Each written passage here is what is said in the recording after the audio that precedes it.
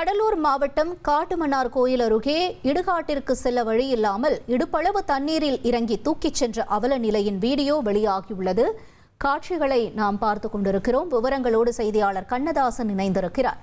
கண்ணதாசன், வணக்கம். இப்ப இந்த சம்பவம் தொடர்பாக அந்த பகுதியில் இருக்கக்கூடிய மக்கள் தரப்புல என்ன சொல்லப்படுது, நிலவரம் என்ன? வணக்கம். கடலூர் மாவட்டம் காட்டுமன்னார் கோயில் அருகே நந்துமங்கலம் கிராமம் உள்ளது. இந்த கிராமத்தில் இடுகாட்டிற்கு செல்ல பாதை இல்லாமல் இடுப்பளவில் தேங்கி நிற்கும் தண்ணீரில் இறங்கி இறந்தவரின் உடலை தூக்கி சென்ற நல்லடக்கம் செய்த அவல நிலை தொடர்ந்து நீடித்து வருகிறது. இந்த கிராமத்தில் மழை தண்ணீர் தேங்காமல் இடுகாட்டிற்கு செல்ல பல ஆண்டு காலமாக சாலை வசதி அமைத்து தர வேண்டும் என போராடிய பாம்பே குமார் என்பவர் நேற்று முன்தினம் இறந்து போன நிலையில் பல ஆண்டுகளாக தொடர்ந்து இடுகாட்டிற்கு செல்ல அந்த கிராமத்தில் சாலை வசதி செய்து தர வேண்டும் என கோரிக்கை வைத்து பல்வேறு அதிகாரிகளிடம் மனுக்களும் அளித்தும் கிராம மக்களோடு இணைந்து போராடி வந்த நிலையில் தற்போது வரை இடுகாட்டிற்கு செல்ல பாதை அமைத்து தராத நிலையில் மக்களுக்காக சுடுகாட்டிற்கு பாதை கேட்டு போராடி வந்த பாம்பே குமார் வயல்வெளிக்கு விவசாய பணிக்கு சென்ற போது எதிர்பாராமல் வயல்வெளியே மயக்கமற்ற உயிரிழந்தார். இந்த நிலையில் இறந்த அவரின் உடலை இடுகாட்டுக்கு செல்ல பாதை இல்லாமல் இடுப்பளவில் தேங்கி நிற்கும் மழைநீரில் சேரும் சதவீதமான இடத்தின் வழியாக தூக்கி சென்றனர்.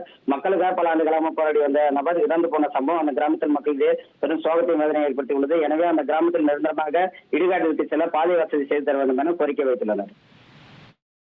உங்களுடைய தகவல்களுக்கு நன்றி கண்ணதாசன். இனி செல்லும் இடமெல்லாம் செய்தி. தந்தை டிவியின் வாட்ஸ்அப் சேனலை ஃபாலோ பண்ணினா செல்ல இருக்கும் இடமெல்லாம் செய்தி. இதோ QR கோட் இப்பவே ஸ்கேன் பண்ணுங்க, ஃபாலோ பண்ணுங்க.